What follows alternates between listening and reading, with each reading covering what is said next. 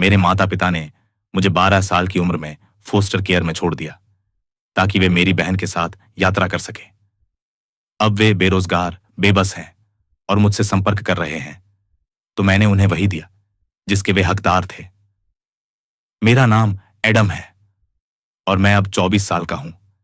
लेकिन यह कहानी कई साल पहले शुरू हुई थी, जब मैं सिर्फ 12 साल का था।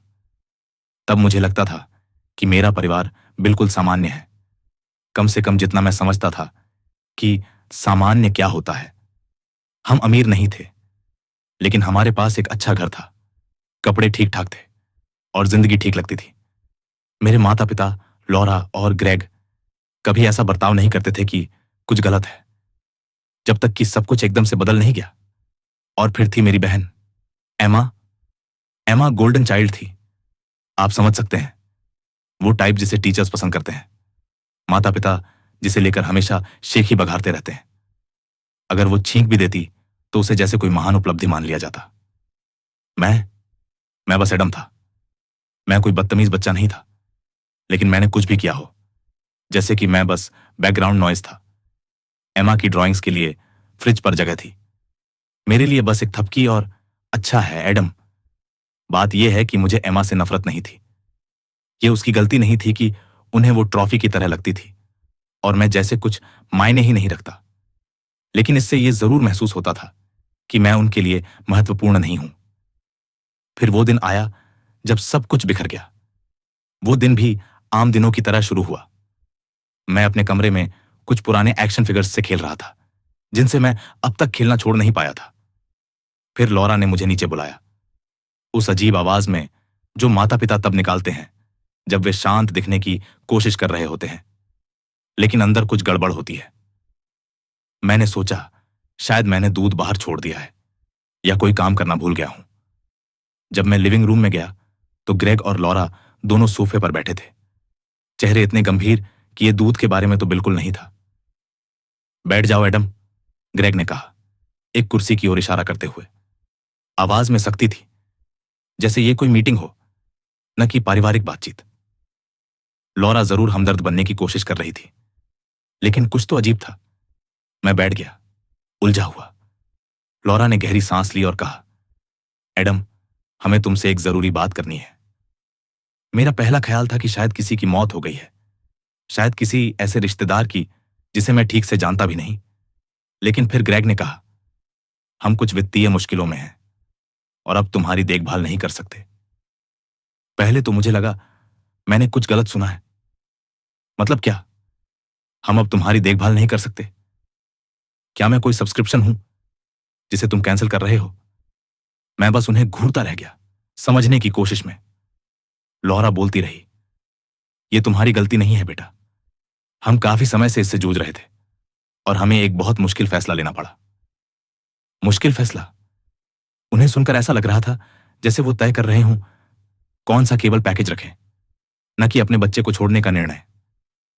मैंने पूछा, इसका मतलब क्या है? अभी भी उम्मीद थी कि शायद बात कुछ और हो। लॉरा ने समझाया कि उन्होंने मेरे लिए एक फोस्टर होम ढूंढ लिया है और यह सिर्फ अस्थाई है। वो शब्द अस्थाई बार बार बोल रही थी, जैसे उससे मुझे कुछ सुकून मिलेगा। एमा क्यों नहीं जा सकती फोस्टर होम? मैंने अचानक पूछ लिया, यह समझने की कोशिश में कि क्यों सिर्फ मुझे ही छोड़ रहे हैं। लॉरा का चेहरा एक पल को ठंडा हो गया, फिर बोली, एमा स्कूल में है एडम, उसे स्थिरता की जरूरत है, जैसे मुझे नहीं थी। ग्रेग ने बीच में टोक दिया, यह किसी एक को चुनने का मामला नहीं है, यह अभी की परिस्थितियों के अनुसार सबसे समझदारी वाला फैसला है। मैं रो पड़ा, और वो भी चुपचाप नहीं, जोर से, फूट फूट कर। आखिर 12 साल का बच्चा और क्या करता जब उसके माता पिता कहें कि वे अब उसका ख्याल नहीं रख सकते। लॉरा मुझे गले लगाना चाहती थी, लेकिन मैंने उसे धक्का दे दिया। आप ऐसा क्यों कर रहे हैं? मैं बार बार पूछता रहा, लेकिन वे बस वही घिसे पिटे जवाब दोहराते रहे। मुश्किल समय, वित्तीय परेशानी। अगले दिन उन्होंने मेरे लिए एक छोटा बैग पैक किया और मुझे फोस्टर होम छोड़ने ले गए। रास्ते भर चुप्पी थी, वो चुप्पी जिसमें कोई गहराई नहीं होती, बस तनाव और खालीपन।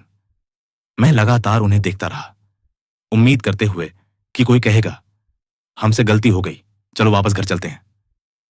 लेकिन ऐसा नहीं हुआ। जब हम घर पहुंचे, मैं कार में कुछ पल बैठा रहा, उम्मीद में। फिर ग्रेग मुड़ा और कहा, चलो एडम, जल्दी निपटा लेते हैं ये। जैसे ये कोई काम हो जिसे उसे चेकलिस्ट से हटाना हो। मैं कार से उतरा, हाथ में वो डफेल बैग जो उन्होंने मेरे लिए पैक किया था। फोस्टर माता पिता, मिस्टर और मिसेस मिलर दरवाजे पर खड़े थे। वे काफी अच्छे लग रहे थे, लेकिन मुझे कुछ दिख नहीं रहा था। बस यही कि मेरे माता पिता मुझे यहीं छोड़ने वाले हैं। लॉरा मेरे सामने झुकी और बोली, हम तुमसे प्यार करते हैं एडम, ये अलविदा नहीं है, बस थोड़ा समय दो, ठीक है? उसने मेरे माथे को चूमा, लेकिन उसमें कोई सुकून नहीं था। ऐसा लगा जैसे किसी ने मुझ पर रिटर्न का ठप्पा लगा दिया हो। ग्रेग ने मुझे गले नहीं लगाया, बस हाथ मिलाया, जैसे मैं कोई दूर का रिश्तेदार हूं, और फिर वे चले गए। मैं पोर्च पर खड़ा था, उनकी कार को जाते हुए देखता रहा। हर पल के साथ सीना भारी होता जा रहा था। मैं सोचता रहा, वो लौटेंगे, उन्हें लौटना ही होगा। लेकिन वो नहीं लौटे। उस रात मैंने बार बार वो दिन दोहराया। मैंने क्या गलत किया? क्या मैं अच्छा नहीं था? क्यों एमा और क्यों नहीं मैं? इन सवालों ने मुझे हफ्तों सताया। सबसे बुरा यह था कि मेरे पास कोई जवाब नहीं था। सिर्फ उनका वादा था कि यह अस्थायी है। मैं उस वादे से चिपका रहा जैसे वो मेरा जीवन था। सोचा, कॉल आएगी, सब समझा देंगे, मैं घर लौट आऊंगा। लेकिन दिन हफ्तों में बदले, हफ्ते सालों में, और उनकी तरफ से एक शब्द भी नहीं आया। यह कहानी तब तक पूरी तरह हकीकत नहीं लगी जब तक मैंने स्कूल दोबारा शुरू नहीं किया। स्कूल में बच्चों ने नोटिस किया कि मैं नया हूं और मुझसे तरह तरह के सवाल पूछने लगे। तुम कहां से आए हो? यहां क्यों शिफ्ट हुए? मेरे पास सच्चाई बताने की हिम्मत नहीं थी, इसलिए मैंने बस कुछ झूठे से जवाब दे दिए, जैसे मेरे मम्मी पापा कुछ समय के लिए दूसरे राज्य में काम कर रहे हैं। ये शब्द कहने तक में मुझे कड़वाहट महसूस हो रही थी। एक दिन स्कूल के बाद मैं मिलर्स के लिविंग रूम में बैठा मोबाइल चला रहा था और होमवर्क डाल रहा था। यही मैंने वो गलती कर दी। मैंने अपने माता पिता को ऑनलाइन सर्च कर लिया। मुझे नहीं पता था मैं क्या ढूंढ रहा था। शायद कोई ऐसा संकेत कि वो अब भी मेरे बारे में सोचते हैं। लेकिन जो मैंने देखा, उसने मेरी सांसें रोक दी। वो दोनों समंदर के किनारे हंसते हुए एक फोटो में नजर आए, इतने खुश जितने मैंने उन्हें कभी नहीं देखा था। फोटो के नीचे कैप्शन था, आखिरकार हम अपना सपना जी रहे हैं। मेरा पेट मरोड़ खाने लगा जब मैंने उनकी बाकी पोस्ट देखी। तस्वीरें एक के बाद एक, ट्रॉपिकल छुट्टियां, शानदार डिनर, और जाहिर है एम्मा। वो लगभग हर फोटो में थी। ज्यादातर फोटो के बीच में कैप्शन में लिखा होता था, हमारी कमाल की बेटी। ऐसा लग रहा था जैसे मैं कभी अस्तित्व में था ही नहीं। जैसे जैसे मैं स्क्रॉल करता गया, मेरा गुस्सा बढ़ता गया। उन्होंने कहा था कि वो मुझे पालने में सक्षम नहीं है, पर अब वो ऐसे रह रहे थे जैसे कोई सोशल मीडिया स्टार हो। और एम्मा, वो तो अब भी उनके साथ थी, तस्वीरों में मुस्कुराती हुई, जैसे सब कुछ परफेक्ट हो। मुझे लगा जैसे मेरा सिर घूम रहा है। उन्होंने सिर्फ मुझे छोड़ा नहीं था, उन्होंने जैसे मुझे मिटा ही दिया था। पर सबसे ज्यादा जो बात मुझे चुभी, वो सिर्फ फोटो नहीं थी, बल्कि उनका ट्रैवल ब्लॉग। हां, एक पूरा ब्लॉग था जहां वो आजादी की ओर अपने सफर का ब्यौरा दे रहे थे। उन्होंने लिखा था कि कैसे भौतिक चीजों को छोड़ना, यानी कि मुझे छोड़ना, उन्हें स्पष्टता दे गया। मैं नीचे स्क्रॉल करता गया, तभी एक कमेंट ने मेरा ध्यान खींचा। एक बिना प्रोफाइल फोटो वाले अकाउंट ने लिखा था, सब कुछ पीछे छोड़कर भाग जाना अच्छा लग रहा है, उम्मीद है कि ये सब तुम्हें फिर से ना पकड़ ले। ये शब्द जैसे सीधे दिल में चुभ गए। मेरे दिमाग में सवाल घूमने लगे, क्या वो मुझसे बात कर रहे थे या किसी और चीज से? मैंने उस अकाउंट पर क्लिक किया, लेकिन वो प्राइवेट था, सिर्फ एक ग्रे सर्कल। एक और फोटो पर जहां लॉरा ने एक ट्रॉपिकल ड्रिंक पकड़ी थी, किसी ने कमेंट किया था, लगता है भाग जाना सही फैसला था आखिर में। मेरी छाती कस गई। भाग जाना? कोई ऐसा क्यों कहेगा? बाकी लोग तो उनके ब्लॉग को प्रेरणादायक बता रहे थे, पर मेरे मन में उथल पुथल मच चुकी थी। क्या ये बस ट्रोल्स थे, या फिर किसी को कुछ और पता था? ग्रेग और लॉरा के झूठ तो पहले भी देखे थे। उन्होंने कहा था कि वो मुझे पाल नहीं सकते, पर यह भी झूठ था। क्या वो और भी कुछ छुपा रहे थे? मैंने लैपटॉप बंद कर दिया। हाथ कांप रहे थे। अब यह सिर्फ झूठ की बात नहीं रह गई थी, ये इस बात की भी थी कि उन्हें कोई अफसोस नहीं था। वो अपनी जिंदगी जी रहे थे और मैं यहां बस उनके बिना जीना सीख रहा था। उस रात डिनर पर मिलर्स को अंदाजा हो गया कि मैं परेशान हूं। तुम ठीक हो एडम? मिस्टर मिलर ने पूछा। हां, मैंने धीरे से कहा, लेकिन मिसेस मिलर चुप रहने वालों में नहीं थी। उन्होंने कहा, अगर कुछ परेशान कर रहा है तो बताने की जरूरत नहीं, जब तक तुम तैयार ना हो। लेकिन हम यहां हैं। मैंने उनकी ओर देखा। ये लोग जो मुझे मुश्किल से जानते थे, पर मेरे असली माता पिता से ज्यादा परवाह करते थे। और पता नहीं क्यों मैं टूट गया। मैंने सब कुछ बता दिया, ब्लॉग, फोटोज, कैप्शंस। मुझे लगा वो कहेंगे मत देखो ये सब, या कोई फर्क नहीं पड़ता। लेकिन उन्होंने कुछ नहीं कहा, बस सुना। मिस्टर मिलर का चेहरा सख्त हो गया। उन्होंने कहा, तुम्हें गुस्सा करने का पूरा हक है। उन्होंने जो किया वो तुम्हारी गलती नहीं थी, वो उनकी थी। और किसी को भी तुम्हें यह एहसास नहीं होने देना चाहिए कि यह तुम्हारी गलती थी। यह कोई भाषण नहीं था, लेकिन पहली बार किसी ने माना कि जो हुआ वो मेरी गलती नहीं थी। अगले कुछ हफ्तों में मैं मिलर्स के साथ जिंदगी में थोड़ा एडजस्ट होने लगा। वो परफेक्ट नहीं थे, लेकिन स्थिर थे। मेरे दिन के बारे में पूछते, होमवर्क में मदद करते, नई चीजें आजमाने के लिए प्रोत्साहित करते। मैंने स्कूल में भी खुलना शुरू किया, कुछ क्लब्स ज्वाइन किए, दोस्त बनाए। लेकिन मां बाप के लिए जो गुस्सा था वो कम नहीं हुआ, बल्कि और बढ़ा। लेकिन अब मैं जानता था कि मैं उनकी वजह से खुद को नहीं खोने दूंगा। मैंने क्लब्स इसलिए ज्वाइन किए ताकि खुद को व्यस्त रख सकूं, ना कि इसलिए कि मैं सबसे सोशल बच्चा बनना चाहता था। मैंने डिबेट टीम में नाम लिखा। सोचा ग्रेग और लॉरा के साथ झगड़ों की आदत थी तो ये भी ट्राई कर लूं, और मुझे ये अच्छा भी लगने लगा। फिर मैंने पार्ट टाइम जॉब शुरू की। मिस्टर मिलर कई हफ्तों से कह रहे थे कि थोड़ा पॉकेट मनी ठीक रहेगा, तो मैंने पास की एक बुक स्टोर में अप्लाई किया। शानदार तो नहीं था, लेकिन मुझे किताबों के बीच रहना पसंद आया, और उन लोगों के बीच जो वाकई बात करने में दिलचस्पी रखते थे। हर पेचेक एक कदम था अपने भविष्य की ओर, जो सिर्फ मेरा था। इसी दौरान मेरी मुलाकात रेयान से हुई। रेयान ने मुझे कभी दया की नजरों से नहीं देखा, बस एक सामान्य लड़के की तरह ट्रीट किया। जब मैंने उसे अपने पेरेंट्स के बारे में बताया तो उसने बस सिर हिलाया और कहा, वो तो बहुत घटिया है, चल वीडियो गेम खेलते हैं। एक दोपहर मैं स्कूल से घर लौटा तो घर असामान्य रूप से शांत था। आमतौर पर मिसेस मिलर रसोई में पुराने गानों की प्लेलिस्ट पर गुनगुना रही होती और मिस्टर मिलर गैराज में कुछ न कुछ ठीक कर रहे होते। लेकिन इस बार डाइनिंग रूम से धीमी आवाजें आ रही थी। मैं हॉलवे में रुक गया, इतनी दूरी पर कि मुझे देखा ना जा सके, और ध्यान से सुनने की कोशिश की। क्या हमें उसे बताना चाहिए? यह मिसेस मिलर की आवाज थी, धीमी और अनिश्चित। उसे जानने का हक है, मिस्टर मिलर ने जवाब दिया। अगर यह उसके बारे में है तो हम ये राज नहीं रख सकते। ये बस उसे परेशान करेगा। वो इस वक्त अच्छा कर रहा है। हमें तब तक इंतजार करना चाहिए जब तक हमें ज्यादा जानकारी ना मिल जाए। उन्होंने तर्क दिया। इस चिट्ठी में कुछ खास नहीं लिखा है, ये कुछ भी हो सकता है। मैं दीवार से टिक गया। मेरा दिल जोर जोर से धड़क रहा था। मेरे बारे में चिट्ठी? इससे पहले कि मैं कुछ पूछ पाता, बिना ऐसा लगे कि मैं छिपकर सुन रहा था, मिस्टर मिलर ने गहरी सांस ली। ठीक है, हम इंतजार करेंगे, उन्होंने कहा। लेकिन अगर उन्होंने दोबारा संपर्क किया तो हमें सब कुछ सच सच बता देना होगा। मैंने लिविंग रूम की ओर कदमों की आहट सुनी और जल्दी से किचन में चला गया, जैसे मैं अभी अभी घर आया हूं। मिसेस मिलर ने मुझे देखकर मुस्कुराया, लेकिन मुझे महसूस हो गया था कि कुछ तो गड़बड़ है। उस रात जब सब सो गए तो मैं चुपचाप डाइनिंग रूम में गया। मुझे पता था कि ताकाझांकी नहीं करनी चाहिए, लेकिन खुद को रोक नहीं पाया। मेज पर चिट्ठियों का ढेर रखा था और नीचे की ओर एक लिफाफा पड़ा था जिस पर मेरा नाम लिखा था। मैंने थोड़ी हिचकिचाहट के बाद उसे उठाया।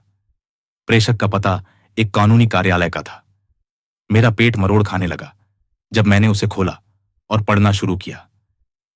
जिनसे यह पत्र संबंधित है, कृपया ध्यान दें। यह पत्र ग्रेगरी और लॉरा से संबंधित कुछ लंबित कर्जों के बारे में है। चूंकि वे एडम के अभिभावक के रूप में दर्ज हैं, कृपया पारिवारिक वित्तीय स्थिति से जुड़े कोई भी दस्तावेज उपलब्ध कराएं। मैं आगे नहीं पढ़ सका। मेरे हाथ कांपने लगे। कर्ज? क्या यही वजह थी कि ग्रेग और लॉरा भाग गए थे? क्या उन्होंने मुझे इसलिए नहीं छोड़ा कि वे मुझे संभाल नहीं सकते थे, बल्कि इसलिए कि वे अपनी गलतियों का सामना नहीं करना चाहते थे? मैंने वह चिट्ठी लिफाफे में वापस डाली और कोशिश की कि जैसे मैंने उसे छुआ ही ना हो। अब मेरे दिमाग में तूफान था। मैं नहीं जानता था कि इस जानकारी के साथ क्या करना है, लेकिन एक बात साफ थी, ग्रेग और लॉरा सिर्फ पैसों को लेकर नहीं, बहुत कुछ झूठ बोल रहे थे। जब मैं 16 साल का हुआ, चीजें धीरे धीरे स्पष्ट होने लगीं। मैंने स्कूल काम और एक्स्ट्रा करिकुलर एक्टिविटीज में काफी मेहनत की और उसका असर दिखने लगा। मेरे ग्रेड अच्छे थे और डिबेट कोच ने कहा कि मेरे पास स्कॉलरशिप पाने का अच्छा मौका है। वह पहली बार था जब मैंने अपने भविष्य की कल्पना की, एक ऐसा भविष्य जिसमें मेरे माता पिता और उनकी बुराइयां शामिल नहीं थी। यह आजादी भरा एहसास था। फिर स्कॉलरशिप की चिट्ठी आई। मैंने बिना किसी उम्मीद के अप्लाई किया था। जब लिफाफा खोला और उसमें फुल राइड लिखा देखा तो यकीन ही नहीं हुआ। मैं भागते हुए नीचे गया और मिलर्स को दिखाया। वे खुशी से चमक रहे थे। मिसेस मिलर ने मुझे जोर से गले लगाया और मिस्टर मिलर बार बार कहते रहे, मैं जानता था, मुझे पता था तुम कर सकते हो। उस रात मैंने पहली बार सोशल मीडिया पर यह खबर साझा की। मैं आमतौर पर निजी बातें पोस्ट नहीं करता, लेकिन यह पल खास था। मैंने एक छोटा सा मैसेज लिखा, मेहनत रंग लाती है। आभारी हूं उन लोगों के लिए जिन्होंने मेरा साथ दिया। फिर कमेंट्स आने लगे, स्कूल के दोस्त, टीचर्स और कुछ अनजान क्लासमेट्स। लेकिन एक कमेंट ने मेरी पूरी दुनिया हिला दी। लॉरा का कमेंट, हमें तुम पर गर्व है एडम, जल्द मिलते हैं। गर्व? सब कुछ होने के बाद? मैंने उस कमेंट को घूरते हुए देखा। मेरी नाराजगी फिर से जाग उठी।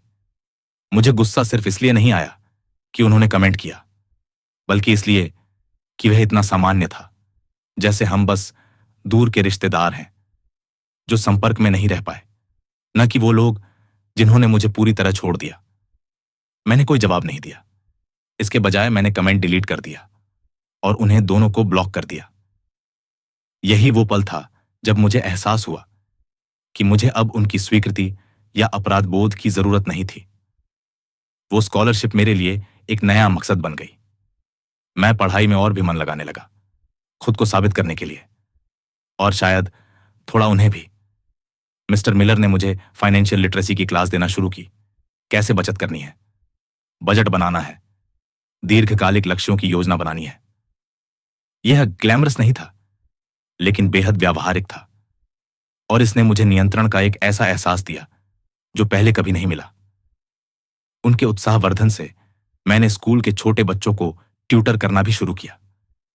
मैंने कभी नहीं सोचा था कि मैं ऐसा कर पाऊंगा, लेकिन मुझे समझाने में मजा आने लगा। और सबसे बड़ी बात, किसी की मदद करना अच्छा लगता था, खासकर तब जब मुझे भी कभी ऐसा ही अकेलापन महसूस हुआ था।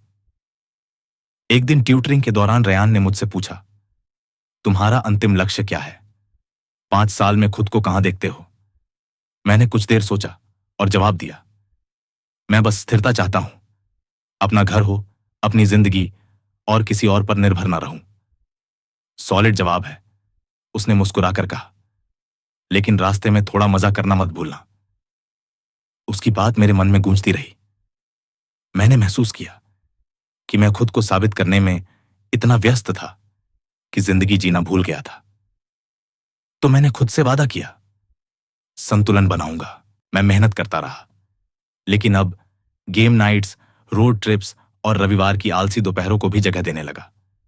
छोटी छोटी खुशियों ने मुझे याद दिलाया, जिंदगी सिर्फ संघर्ष नहीं होती, उसमें आनंद भी होना चाहिए। उस साल के अंत तक मैं खुद को एक पूरी तरह अलग इंसान की तरह महसूस करने लगा। अब मैं सिर्फ जिंदा नहीं था, मैं फूल रहा था। मिलर्स मेरे लिए परिवार बन चुके थे। रयान मेरे भाई जैसा हो गया था और मेरी जिंदगी का रास्ता पूरी तरह मेरा अपना था। मेरे माता पिता की गैर मौजूदगी कभी कभी चुभती थी, लेकिन अब वो मुझे परिभाषित नहीं करती थी, बल्कि अब वही मेरा ईंधन बन चुकी थी आगे बढ़ने के लिए। और फिर जब मेरा ग्रेजुएशन डे आया, चीजें एक और मोड़ लेने वाली थी। यह सब कुछ जो मैंने अब तक हासिल किया था उसका शिखर होना चाहिए था। वह दिन जब मैं आखिरकार उन सभी लोगों के बीच खड़ा हो सकता था जिन्होंने मुझे समर्थन दिया था और कह सकता था, मैंने कर दिखाया। स्नातक समारोह से पहले के हफ्ते एक धुंधले सपने जैसे बीते। सोचने तक का समय नहीं था। मिलर्स बेहद उत्साहित थे। उन्होंने अपने घर पर एक छोटी सी पार्टी की योजना भी बना ली थी। यहां तक कि रायन, जो आमतौर पर भावनात्मक चीजों को टाल देता था, इस बार सच में मेरे लिए उत्साहित था। मुझे अब भी स्नातक वाले दिन की सुबह अच्छे से याद है। ऐसा लगा जैसे कल की ही बात हो। मेरा मन हर उस पल की यादों से भरा था जब मेरे माता पिता ने मुझे मिलर्स के घर छोड़ा था। उन तमाम रातों की जब मैंने खुद को साबित करने के लिए देर रात तक पढ़ाई की थी। मिसेस मिलर ने मेरी स्नातक पोशाक एक रात पहले इस्त्री करके मेरे कमरे के दरवाजे पर टांग दी थी। उसके साथ एक छोटा सा नोट था, तुम पर गर्व है एडम। मैं मुस्कुरा दिया।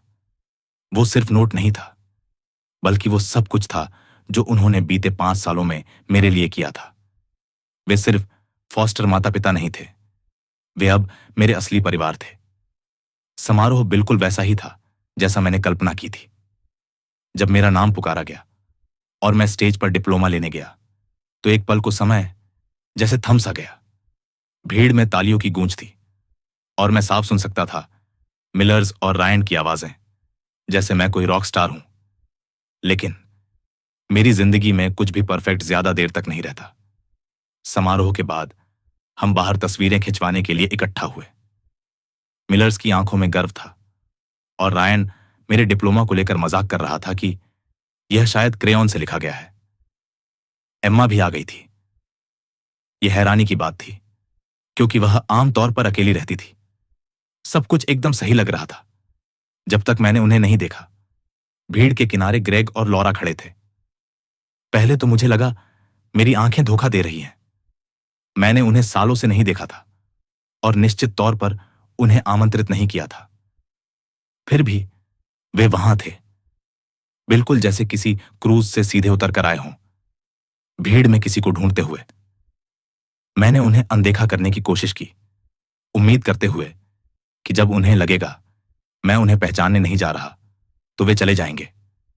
लेकिन ग्रेग की नजर मुझसे मिल गई और इससे पहले कि मैं नजरें फेरता, वह लॉरा को साथ खींचते हुए मेरी ओर बढ़ने लगे। मेरा सीना कस गया। एडम, लॉरा ने कहा। उसकी आवाज इतनी ज्यादा खुश थी कि नकली लग रही थी। तुम कितने बड़े हो गए हो। ग्रेग ने मुझे कंधे पर थपथपाया जैसे हम पुराने दोस्त हों। हमें तुम पर गर्व है बेटा। यह दिन हम सबके लिए बहुत खास है, हम सबके लिए। उनके इस हकदारी वाले जुमले पर मैं हंस पड़ा। मैंने उन्हें घूरा, समझ नहीं पाया कि मैं चिल्लाऊं, रोऊं या बस वहां से चला जाऊं। मिलर्स और रायन कुछ दूर खड़े थे, परेशान दिख रहे थे, लेकिन दखल नहीं देना चाह रहे थे। तुम लोग यहां क्या कर रहे हो? मैंने पूछा, अपनी आवाज को स्थिर रखते हुए, जबकि मेरे हाथ कांप रहे थे। हम तुम्हारे साथ जश्न मनाने आए हैं, ग्रेग ने कहा, जैसे यह सबसे सामान्य बात हो। हमने गलतियां की हैं, एडम, लॉरा बोली। उसके स्वर में झूठी सच्चाई छलक रही थी। लेकिन हमने हमेशा तुम्हारा भला ही चाहा। हमें तुम्हारी बहुत याद आई और हमने सोचा यह समय है दोबारा एक परिवार बनने का। तुम लोग खुद को मेरा परिवार कहने का हक खो चुके हो, मैंने कहा। तुमने मुझे छोड़ दिया अजनबियों के भरोसे, और अब यूं आकर जैसे कुछ हुआ ही नहीं। लॉरा की मुस्कान फीकी पड़ गई और ग्रेग का चेहरा लाल हो गया। यह नाइंसाफी है एडम, ग्रेग ने कहा, आवाज को शांत रखने की कोशिश करते हुए। हमने वही किया जो सबके लिए सही लगा। सबके लिए सही, मैंने पलट कर कहा। तुम्हारे लिए सही, मेरा मतलब है। मत कहो कि यह मेरे लिए था। जब तुम अपनी सपनों की जिंदगी जी रहे थे, मैं बस जिंदा रहने की कोशिश कर रहा था। अब तक लोग देखने लगे थे, मिलर्स पास आ गए। उनके चेहरे चिंता और गुस्से से भरे थे। एम्मा ने सबसे ज्यादा चौंकाया। वह ग्रेग और लॉरा के पास जाकर बोली, तुम्हें अब और कुछ बर्बाद करने का हक नहीं है। तुम पहले ही बहुत कर चुके हो। यह पहली बार था जब मैंने उसे उनके खिलाफ खड़ा होते देखा और मैं उस पर गर्व कर रहा था। ग्रेग कुछ कहने की कोशिश कर रहा था, लेकिन लॉरा ने उसका हाथ पकड़ा और कुछ फुसफुसाई। शायद कोई सीन बनाने से मना किया। उन्होंने मुझे एक आखिरी बार देखा। उनके चेहरे पर निराशा और दया का अजीब मेल था, और फिर वे मुड़कर चले गए। मिलर्स ने तुरंत मुझे गले से लगा लिया और याद दिलाया कि यह दिन मेरी उपलब्धियों के लिए था, उनके ड्रामे के लिए नहीं। रायन ने मुझे एक टिश्यू पकड़ाया और बड़बड़ाया, इमोशनल डैमेज के लिए पैसे वसूल करने चाहिए। और मैं हंस पड़ा। बाकी का दिन जैसे उड़ गया। हम मिलर्स के घर लौटे। उन्होंने बैकयार्ड को गुब्बारों और रंगीन कागज की पट्टियों से सजाया था। कुछ घंटों के लिए मैंने ग्रेग और लॉरा को भुला दिया और उन लोगों के साथ जश्न मनाया जो वास्तव में मायने रखते थे। रात को सबके सो जाने के बाद मैं पोर्च पर एम्मा के साथ बैठा। उसने मेरी ओर देखा और कहा, माफ करना, मुझे पहले समझ नहीं आया, लेकिन तुम सही थे। उन्होंने हमें इस्तेमाल किया। उन्हें सिर्फ अपनी ही फिक्र थी। मुझे नहीं पता था क्या कहना है, इसलिए मैंने बस सिर हिलाया। हम चुपचाप बैठे रहे। पहली बार लगा कि एम्मा और मैं एक ही पन्ने पर हैं, और वही काफी था। उस दिन का मतलब सिर्फ ग्रेजुएशन नहीं था, वो खुद के लिए खड़े होने और उन लोगों से नाता तोड़ने का दिन था जो मुझे नीचे खींच रहे थे। यह आसान नहीं था, लेकिन जरूरी था।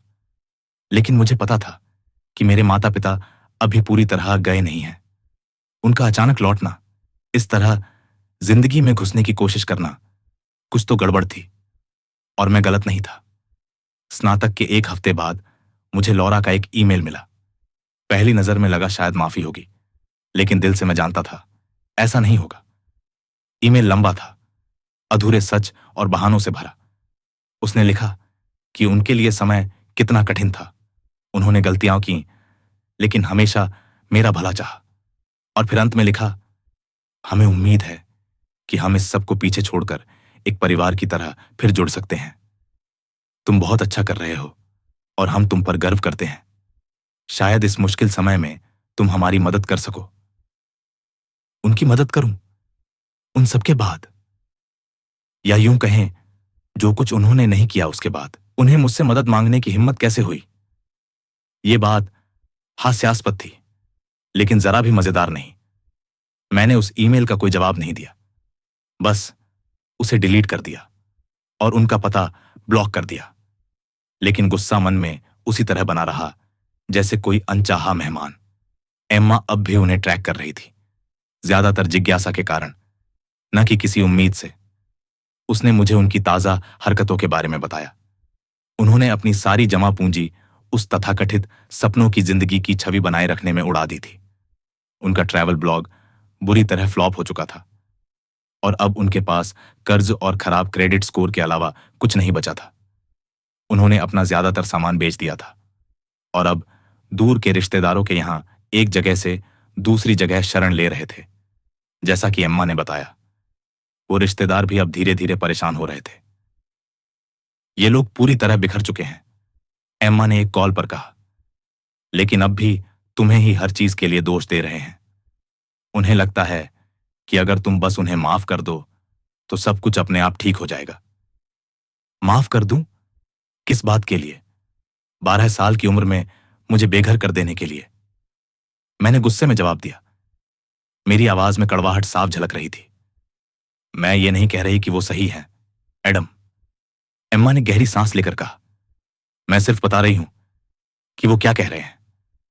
उनका पतन कोई ऐसा पल नहीं था जिसका मैंने जश्न मनाया हो, लेकिन मैं ये भी नहीं कह सकता कि मुझे उनके लिए बुरा लगा। उन्होंने अपने फैसले खुद लिए थे और अब उन्हें उनके नतीजे भुगतने पड़ रहे थे। इसी बीच मेरी जिंदगी आगे बढ़ रही थी। एक दोपहर मुझे एक नोटिफिकेशन मिला, जिसे देख मैं सन्न रह गया। ग्रेग और लॉरा ने मुझे लिंक्डइन पर ढूंढ लिया था। उन्होंने मेरे एक पोस्ट पर कमेंट किया था जिसमें मैंने अपनी स्कॉलरशिप के बारे में बताया था। हम तुम पर बहुत गर्व करते हैं, एडम। जल्दी मिलते हैं। ये वही बात थी जो उन्होंने मेरे ग्रेजुएशन पोस्ट पर लिखी थी। मुझे तो ये भी नहीं पता था कि उन्हें लिंक्डइन चलाना आता है। मैंने तुरंत उन्हें ब्लॉक कर दिया, लेकिन वो काफी नहीं था।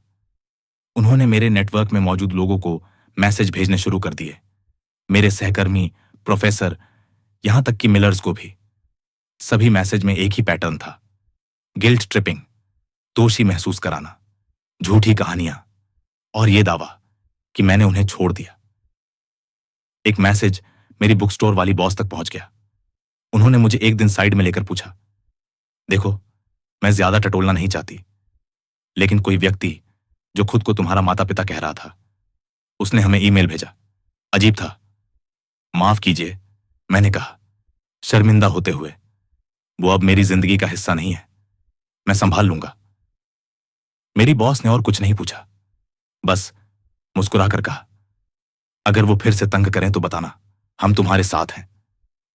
यह सुनकर मुझे बहुत राहत मिली, लेकिन साथ ही इस बात का एहसास भी हुआ कि ग्रेग और लॉरा कितनी दूर तक जाने को तैयार थे।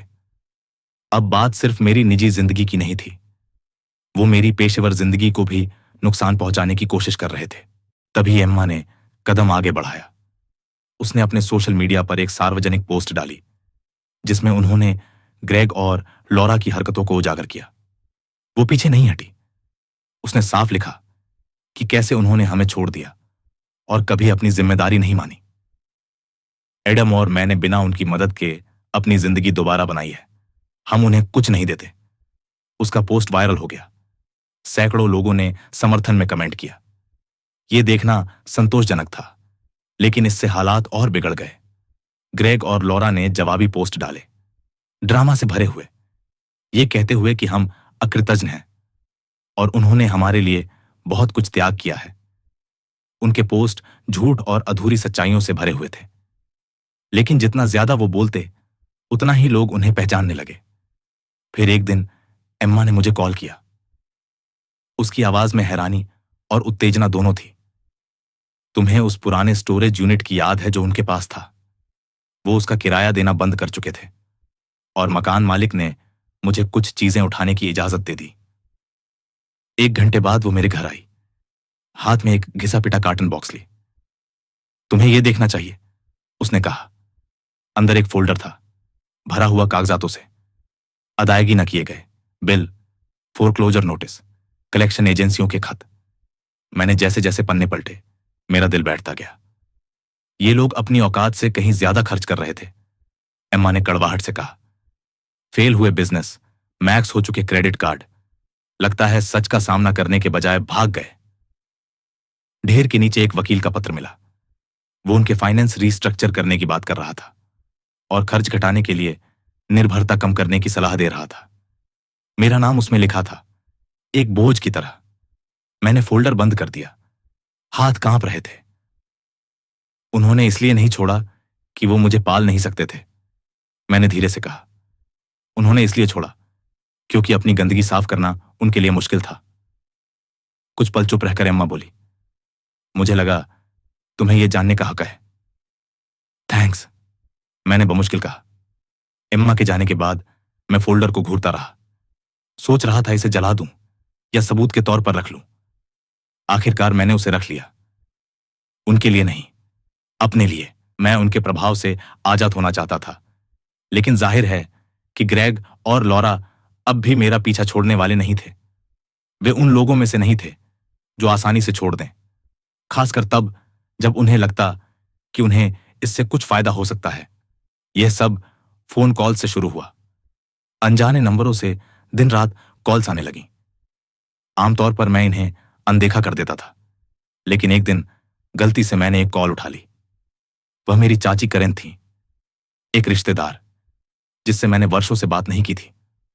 उसने बिना वक्त गंवाए बोलना शुरू किया। एडम, तुम्हें क्या हो गया है? उसने झल्ला कर कहा, इससे पहले कि मैं कुछ कह पाता। माफ कीजिए, मैंने कहा, पूरी तरह चौंक गया। तुम्हारे माता पिता संघर्ष कर रहे हैं, अपनी गाड़ी में रह रहे हैं और तुम उन्हें जैसे अस्तित्वहीन मान रहे हो। वे तुम्हारा परिवार हैं। एडम, कम से कम थोड़ी सी दया तो दिखाओ। मैं हंसने की इच्छा को जब्त कर गया। दया? क्या उन्होंने मुझ पर दया दिखाई थी जब उन्होंने मुझे एक फोस्टर होम में छोड़ दिया और कभी पीछे मुड़कर नहीं देखा? जब मैं 12 साल का था और खुद को बचाने के लिए अकेला छोड़ दिया गया था? करेन नाराज होकर बोली, वे वही कर रहे थे जो उन्हें सबसे अच्छा लगा। लोग गलतियां करते हैं एडम, तुम तो बिल्कुल पत्थर दिल हो गए हो। मैंने फोन काट दिया। मैं अपनी ऊर्जा उस इंसान को समझाने में बर्बाद नहीं करना चाहता था जिसे या तो मेरे दर्द का अंदाजा नहीं था या फिर परवाह नहीं थी। अगले कुछ हफ्तों में ऐसे ही और कॉल्स आए, दूर के रिश्तेदारों से, जिनमें से ज्यादातर ने वर्षों से मुझसे संपर्क नहीं किया था। हर बार एक ही स्क्रिप्ट। मैं था वह नालायक बेटा, स्वार्थी जो अपने बेचारे माता पिता को माफ नहीं कर पा रहा था। पर कोई यह नहीं समझ पा रहा था कि ग्रेग और लॉरा सिर्फ खराब माता पिता नहीं थे, वे जहरीले, चालाक और पूरी तरह से गैर जिम्मेदार थे। उनकी मदद करने का मतलब था उस गंदगी में वापस जाना जिससे मैं इतनी मेहनत से बाहर आया था। जब कॉल से बात नहीं बनी तो ग्रेग और लॉरा ने अगला कदम उठाया। एक दिन मुझे उनके वकील की तरफ से एक ईमेल मिला। सिर्फ विषय पंक्ति ने ही मेरा पेट मरोड़ दिया। आर्थिक सहायता पाने के लिए नोटिस। मैंने ईमेल खोला और देखा कि सारा कानूनी भाषा इस बात को कह रही थी। वे मुझ पर आर्थिक उपेक्षा का मुकदमा कर रहे थे। उनके अनुसार अब जब मैं सफल हो गया हूं तो मुझे उनकी सहायता करनी चाहिए। यह हास्यास्पद था। पहली बात, मैं कोई करोड़पति नहीं था। हां, मैं अच्छा कर रहा था, लेकिन अपने करियर की शुरुआत में ही था। दूसरी बात, मैं फोस्टर केयर में रहा था। कानूनी रूप से मुझे उन पर कोई जिम्मेदारी नहीं थी। मैंने ईमेल मिलर्स द्वारा सुझाए गए एक वकील को फॉरवर्ड किया, जिन्होंने मुझे आश्वासन दिया कि यह एक खोखली धमकी है। इनके पास कोई केस नहीं है।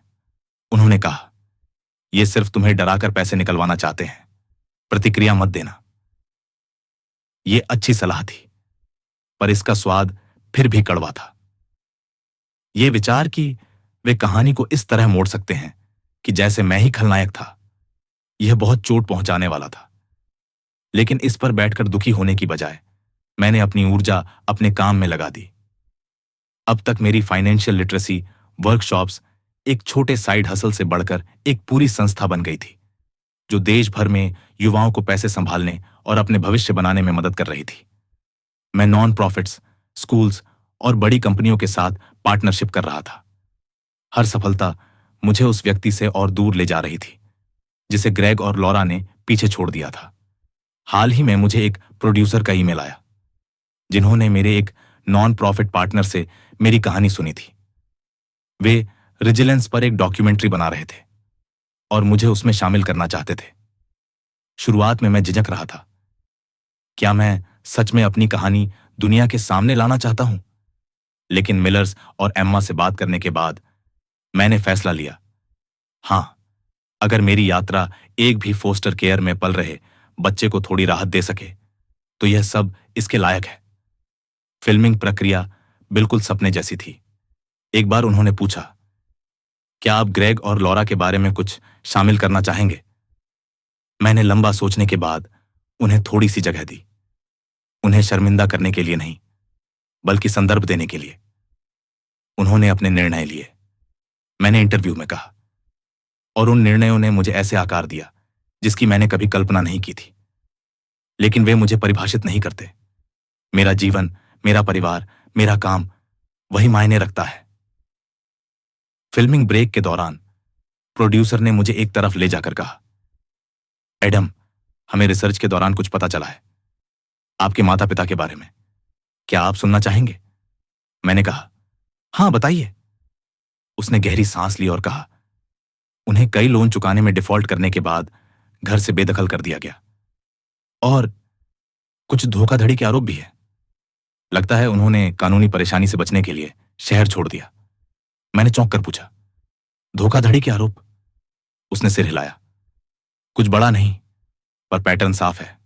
फेल बिजनेस, संदिग्ध क्रेडिट कार्ड लेन देन और ऐसे लोन के लिए आवेदन जिनकी भरपाई की कोई योजना नहीं थी। कई लोगों को अधर में छोड़ गए। मेरे भीतर फिर से गुस्सा उभर आया।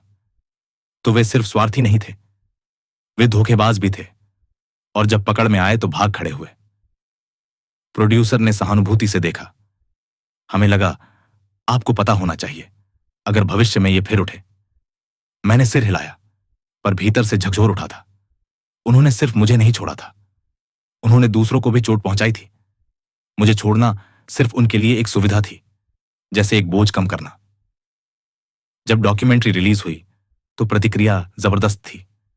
अनगिनत लोगों ने मेरे अनुभव से जुड़ाव महसूस किया। किसी ने कहा इसे देखकर उन्हें उम्मीद मिली। किसी ने कहा उन्हें ऐसा लगा कि कोई उन्हें समझता है। यह एक विनम्र अनुभव था। जैसा कि अनुमान था, ग्रेग और लॉरा ने डॉक्यूमेंट्री को अपने पक्ष में भुनाने की कोशिश की। वे सोशल मीडिया पर गए और लंबे लंबे नाटकीय पोस्ट डालने लगे कि मैंने उन्हें कैसे खलनायक की तरह पेश किया और असली पीड़ित वे थे। यह चाल काम नहीं आई, उल्टा असर हुआ। जिन्होंने डॉक्यूमेंट्री देखी उन्होंने ग्रेग और लॉरा को ही कटघरे में खड़ा कर दिया।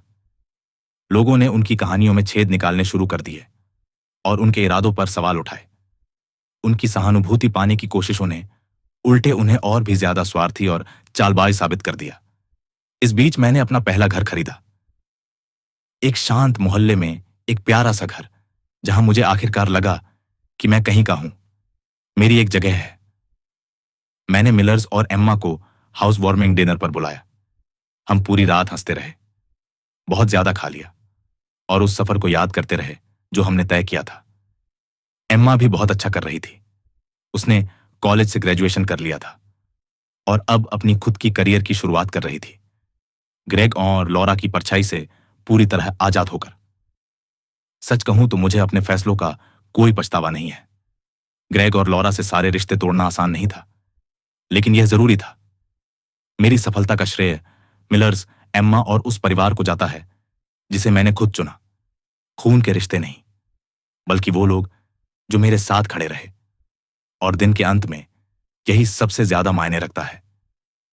परिवार खून से नहीं बनता, बल्कि उनसे बनता है जो साथ देते हैं, जो टिके रहते हैं और जो आपको आपके सबसे बेहतरीन रूप तक पहुंचने में मदद करते हैं। और वो परिवार जिसे मैंने चुना, वे वही सब कुछ थे जिसकी मैंने कभी उम्मीद की थी।